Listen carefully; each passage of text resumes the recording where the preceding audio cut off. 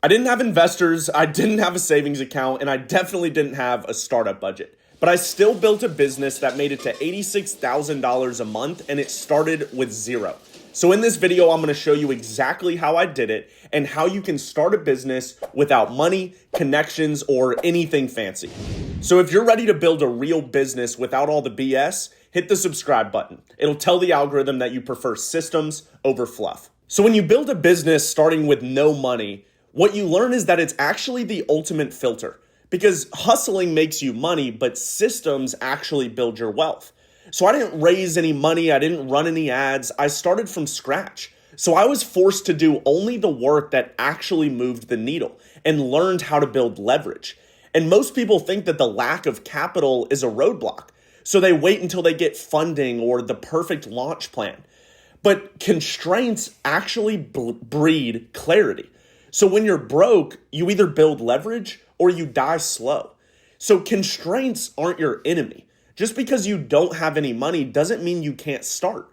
They're actually a cheat code. And in this video, if you watch it until the end, you'll understand that starting with $0 actually teaches you more and builds something that's far more sustainable. So I started with feedback, not revenue. Most founders only think that they need to sell more to make more money, especially if they don't have the capital they need. But in reality, it's actually the complete opposite. Most founders try to sell before they even know what they're selling. So I gave my first 5 friends, as soon as I had the product, I texted my 5 friends that, may or may not have been my perfect ideal customer, but I said, look, I need your help. I just built a platform and I need some feedback. So I gave it to them completely free. No payment, no nothing, and they still have it for free today because they were the first 5. And all I asked for in return was massive amounts of feedback. Every bug, everything they didn't like, everything they did like. And I started gathering all this feedback, and what that taught me is everything that was wrong with my platform. And if I just started dumping money into ads and I got all these customers and I still had all these problems, the drop-off would be insane. So most people launch with this massive price tag and hope that someone bites, often without testing usability or a real need for your product. So the rule is don't validate dollars, validate with data. Feedback is the foundation. It's not the funding.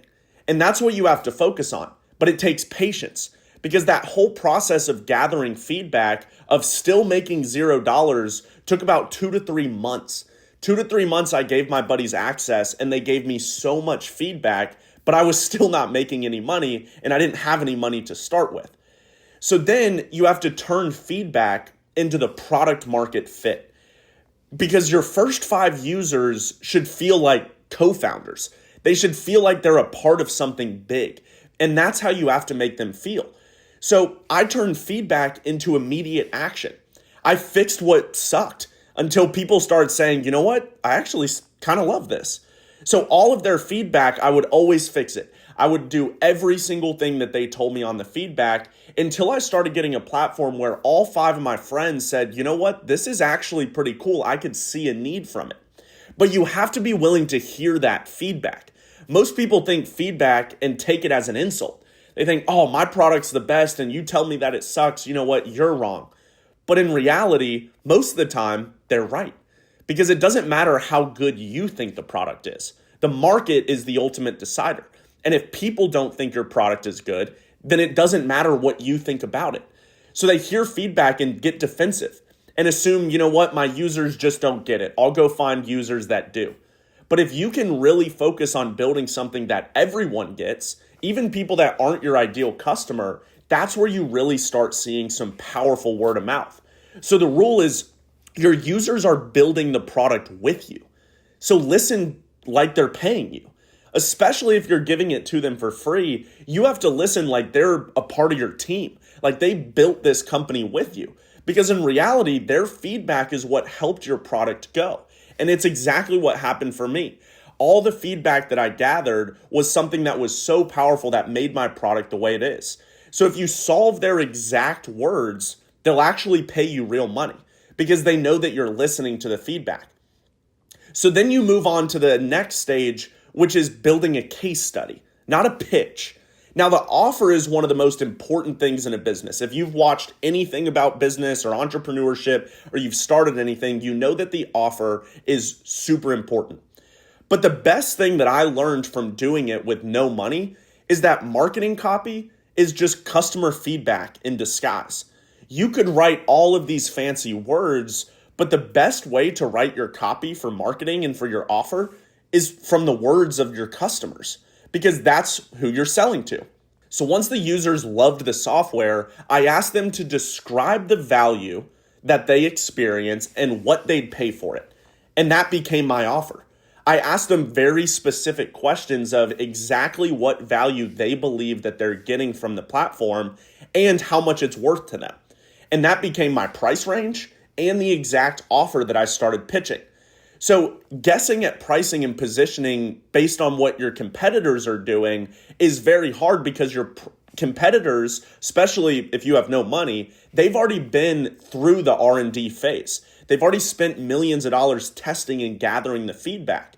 So understanding your own customer persona and what they would pay for it really sets you apart.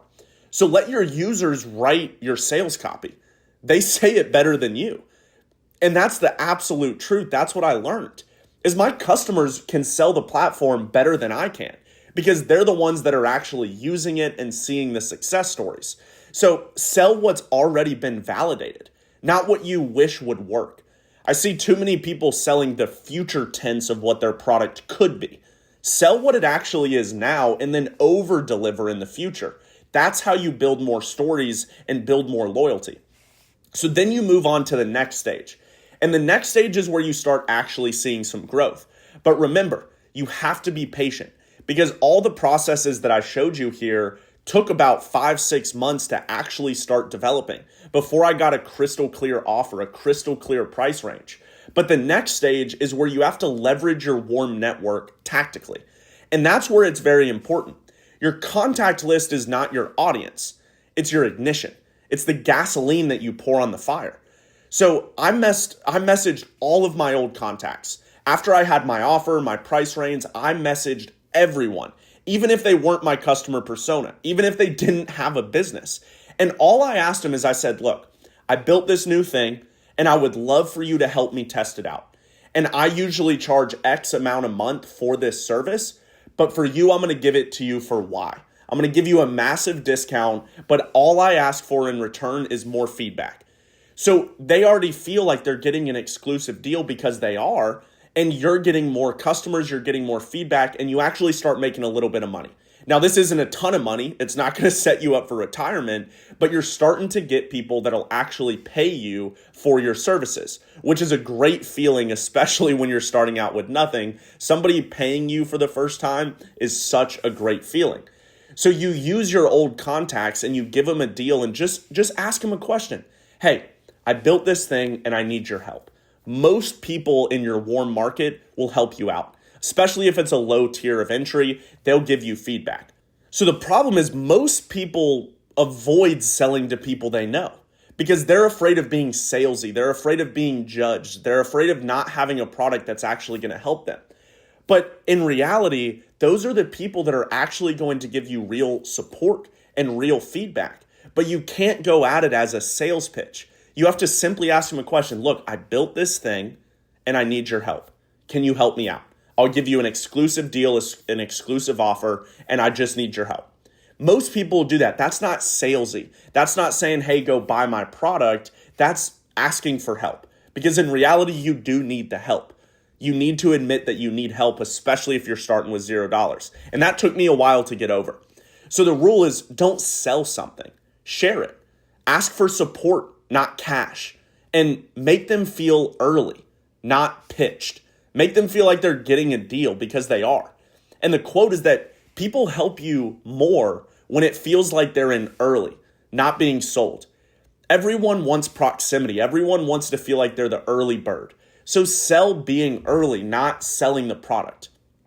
And after you do that, after I started messaging all of my contacts and I got, 10, 15 more users on the platform, then I started focusing on the next section, which is referrals over ads, creating compound growth. So don't buy traffic, just borrow trust. Because now that I had about 20 users, 5 that were completely free, still haven't paid, and 10 to 15 that were actually paying a little bit of money, not the price range I wanted, now that I had these users, I was so involved with them and I was asking them questions, talking to them every day that I would know exactly when they would reach a success. I would know when something actually started working for them. And as soon as that happened, I didn't wait a week. I talked to them that day and I said, look, you just got this result. You did X in X amount of days. Do you know anybody else that could benefit from this success that you have? And most of the time, people know 2 to 3 people that would benefit. And those became my next demos. So all I would ask is as soon as they got the success story, I would jump in and say, look, you got this success. It's super awesome. Do you know 2 to 3 people you could give me the names and numbers of that would also benefit? And most of the time they would help because I was so involved. They felt like I already helped them so much that they needed to help me back. It's the law of reciprocity. And that's how it works. So now that they started giving it, that became my next demos. So I didn't rely on ad platforms, and most people do rely on ad platforms, and they can't afford to understand to drive traffic. They think that they just dump money in ads for an offer that they made up with no feedback, and they're bound to make money.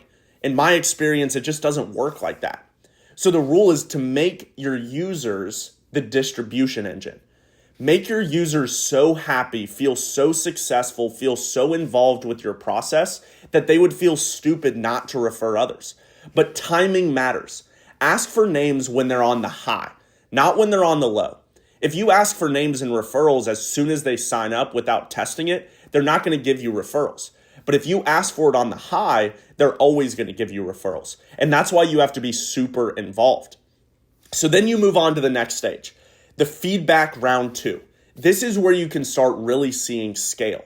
But remember, you have to be patient because this whole process has really taken me about a year to really nail down at this point. And I'm still not making a lot of money.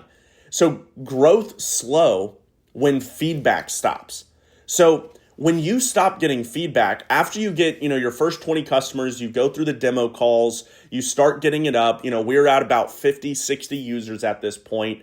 For some reason, the feedback started slowing down. The results started slowing down. I wasn't as involved in the process as I was in the very beginning.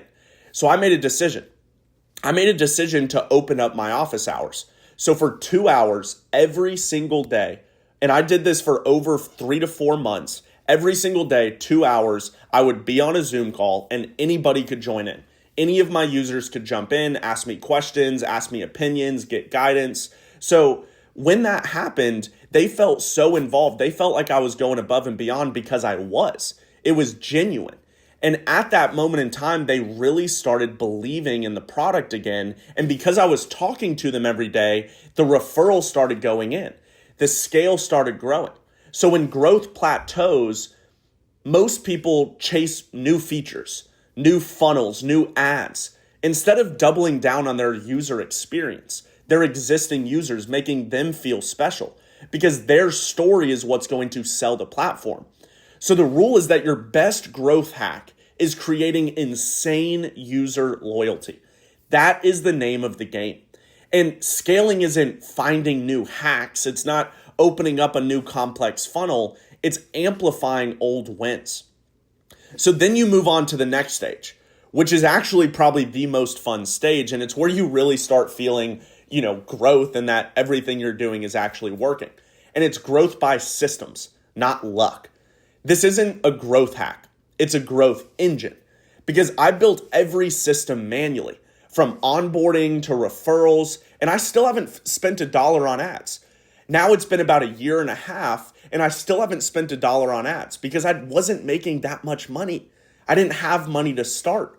So at that moment in time, I didn't have money to go hire people or bring people on, so I built everything. I wore all the hats. I built every system. And when you do this, you understand so clearly of every process in your business. So most people think success comes from one big launch or one viral moment. But in reality, momentum is what compounds. And momentum compounds when every price, every piece of the system clicks. And most people chase virality. I built velocity. Most people chase going viral, having one moment. I chase slow velocity. And once you get that velocity to go in, everything changes.